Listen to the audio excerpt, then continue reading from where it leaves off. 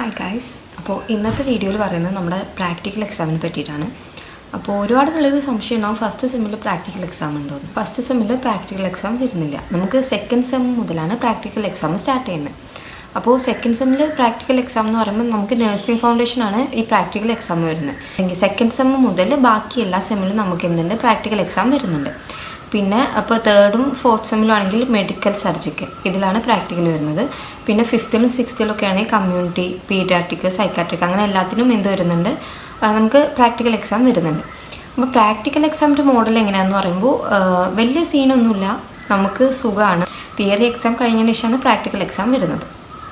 അപ്പോൾ പ്രാക്ടിക്കൽ എക്സാമിൻ്റെ മോഡൽ എങ്ങനെയാണെന്ന് പറയുമ്പോൾ നമുക്ക് രാവിലെ അല്ലെങ്കിൽ ഒരു 45 മിനിറ്റ്സ് തരും. എന്തിനും നമുക്ക് നമ്മളെ ഹിസ്റ്ററി കളക്ഷൻ, ഫിസിക്കൽ എക്സാമിനേഷൻ, പിന്നെ അസസ്മെൻറ്റ് ഉണ്ടെങ്കിൽ അസസ്മെൻറ്റ് കാര്യങ്ങളും നഴ്സിംഗ് കെയർ പ്ലാനും.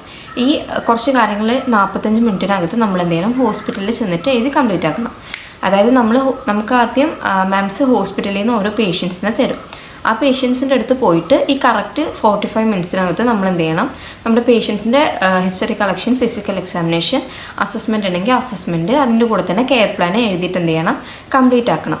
ഈ കംപ്ലീറ്റ് ആക്കിയിട്ട് പിന്നെ മാംസ് വന്നിട്ട് നമ്മുടെ കയ്യിൽ നിന്ന് പേപ്പേഴ്സ് വാങ്ങിക്കും. നമുക്ക് പേപ്പേഴ്സ് യൂണിവേഴ്സിറ്റിയുടെ പേപ്പേഴ്സ് തന്നെ ഉണ്ട് പ്രാക്ടിക്കൽ എക്സാമിന്. അപ്പോൾ ഈ പേപ്പേഴ്സ് പിന്നെ മാംസ് വന്നിട്ട് വാങ്ങിച്ചു കൊണ്ടുപോകും. അവർ വാങ്ങിച്ചു കൊണ്ടുപോയതിനു ശേഷം പിന്നത്തെ സമയം എന്ന് പറയുമ്പോൾ നമുക്ക് പ്രൊസീജിയർ ചെയ്യാനുള്ള സമയമാണ്. അപ്പോൾ നമ്മുടെ അടുത്ത് പറയും ഏതെങ്കിലും 2 പ്രൊസീജിയേഴ്സിന് റെഡി ആയി നിൽക്കാൻ. അപ്പോൾ നമ്മുടെ കോളേജിൽ നിന്ന് ഹോസ്പിറ്റലിലോട്ട് പോകുന്ന സമയത്ത് തന്നെ നമുക്ക് അത്യാവശ്യം ആവശ്യമായിട്ടുള്ള സാധനങ്ങൾ അല്ലെങ്കിൽ ആർട്ടിക്കിൾസ് നമ്മൾ കൊണ്ടുപോകും. എന്നിട്ട് നമ്മളിപ്പോൾ ഒരു ക്ലാസ് വൈസ് ആണെങ്കിൽ അല്ലെങ്കിൽ ഒരു ഗ്രൂപ്പ് വൈസ് ആണെങ്കിൽ ഇത്രയും പിള്ളേർക്ക് എന്ന് പറഞ്ഞിട്ടാണ് കൊണ്ടുപോകുന്നത്. എന്നിട്ട് അങ്ങനെ കൊണ്ടുപോയിട്ട് അവിടെ പോയതിനു ശേഷം ഈ പേപ്പർ കൊടുത്തതിന് ശേഷം പിന്നെ മാംസ് പറയും റെഡി ആകും. അപ്പോൾ ആ സമയത്ത് നമ്മൾ എന്ത് ചെയ്യണം, നമുക്ക് വേണ്ട ആർട്ടിക്കിൾസും ട്രേയൊക്കെ സെറ്റ് ചെയ്തിട്ട് പേഷ്യൻ്റെ അടുത്ത് പോയിട്ട് പേഷ്യൻ്റെ അടുത്ത് കാര്യങ്ങളൊക്കെ പറഞ്ഞ് ഇങ്ങനെ ചെയ്യാൻ പോകണം എന്നുള്ളതൊക്കെ പേഷ്യൻ്റ് പറഞ്ഞു കൊടുത്തിട്ട് എന്ത് ചെയ്യണം, നമ്മൾ റെഡി ആവണം പ്രൊസീജിയറിന്. നമുക്ക് എക്സാമിനേഴ്സ് ആയിട്ട് വരുന്നത് 2 പേരാണ്. ഒരു എക്സ്റ്റേണൽ എക്സാമിനറും ഇൻറ്റേർണൽ എക്സാമിനറും. അപ്പോൾ ഇൻറ്റേർണലാണെങ്കിൽ നമ്മുടെ കോളേജിൽ നിന്നുള്ള ഏതെങ്കിലും ടീച്ചേഴ്സ് ആവും അല്ലെങ്കിൽ HODs ആവും.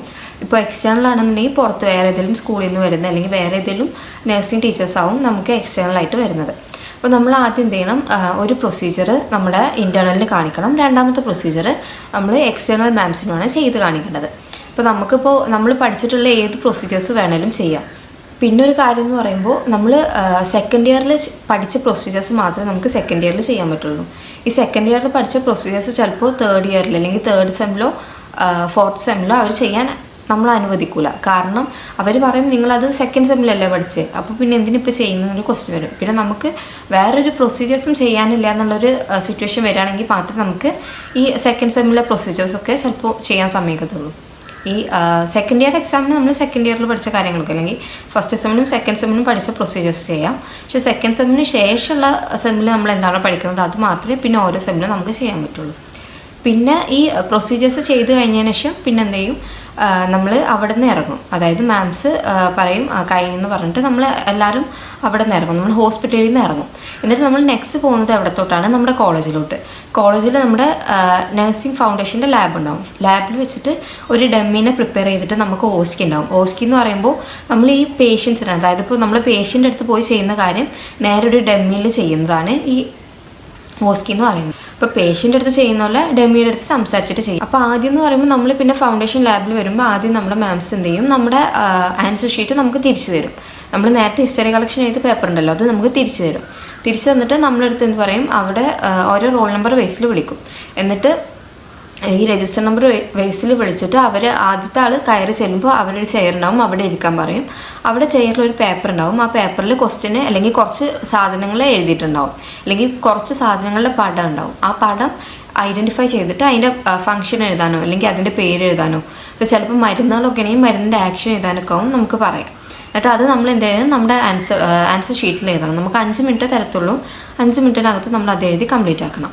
എന്നിട്ട് പിന്നെ നെക്സ്റ്റ് മാംസ് പറയും ഇവിടെ ഓസ്കിയുടെ ക്വസ്റ്റ്യൻ എഴുതിയിട്ടുണ്ട്, ഇത് വന്നിട്ട് വായിക്കുന്നത്. അങ്ങനെ നമ്മൾ എന്ത് ചെയ്യണം, ഓസ്കിയുടെ ക്വസ്റ്റ്യൻ പോയിട്ട് വായിക്കണം. അപ്പോൾ അവിടെ ഏതെങ്കിലും പ്രൊസീജിയേഴ്സ് നമ്മൾ ഡെമ്മിക്ക് ചെയ്യാൻ വേണ്ടിയിട്ടാവും എഴുതിയിട്ടുണ്ടാവുക.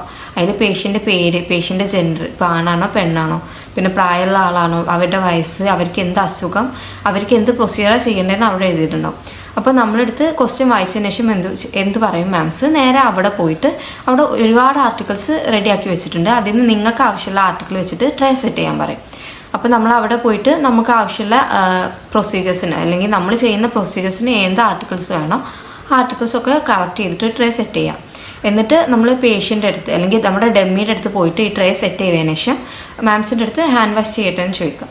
എന്നിട്ട് മാംസ് പെർമിഷൻ തരുന്ന സമയത്ത് നമ്മൾ എന്ത് ചെയ്യണം, ഈ ഡമ്മിയിൽ ചെയ്ത് തുടങ്ങണം. ഡമ്മിയിൽ ചെയ്യുമ്പോൾ ഇപ്പോൾ ഒരു പേഷ്യൻ്റെ അടുത്ത്, അതായത് ഒരു മനുഷ്യൻ്റെ അടുത്ത് നമ്മൾ എങ്ങനെയാണോ ചെയ്യുന്നത് അതുപോലെ തന്നെ വേണം ചെയ്യാൻ.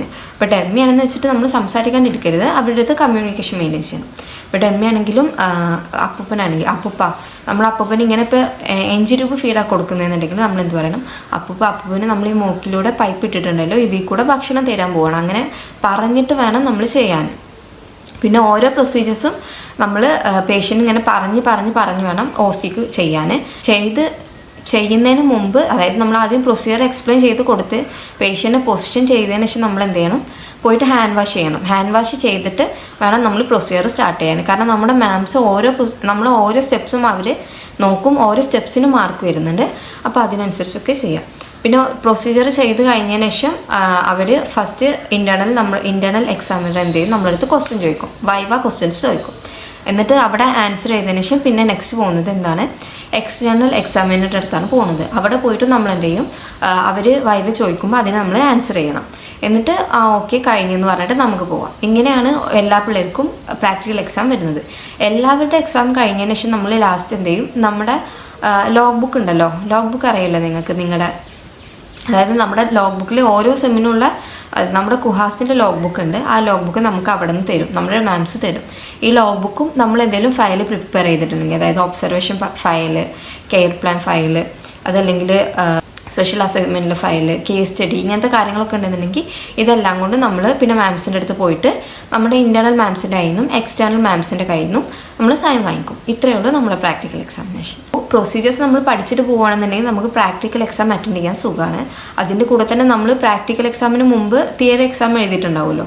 അപ്പോൾ തിയറി എക്സാം എഴുതുമ്പോൾ അത്യാവശ്യം കാര്യങ്ങളൊക്കെ നമ്മൾ പഠിക്കുന്നതുകൊണ്ട് നമുക്ക് എന്ത് ചെയ്യാം, വൈവയും വലിയ പ്രശ്നമൊന്നും ഇല്ലാണ്ട് അറ്റൻഡ് ചെയ്യാൻ പറ്റും. അപ്പോൾ ഈ വീഡിയോ ഇത്രയേ ഉള്ളൂ. Thank you. എന്തെങ്കിലും സംശയം ഉണ്ടെങ്കിൽ കമൻറ്റിൽ ചോദിക്കും.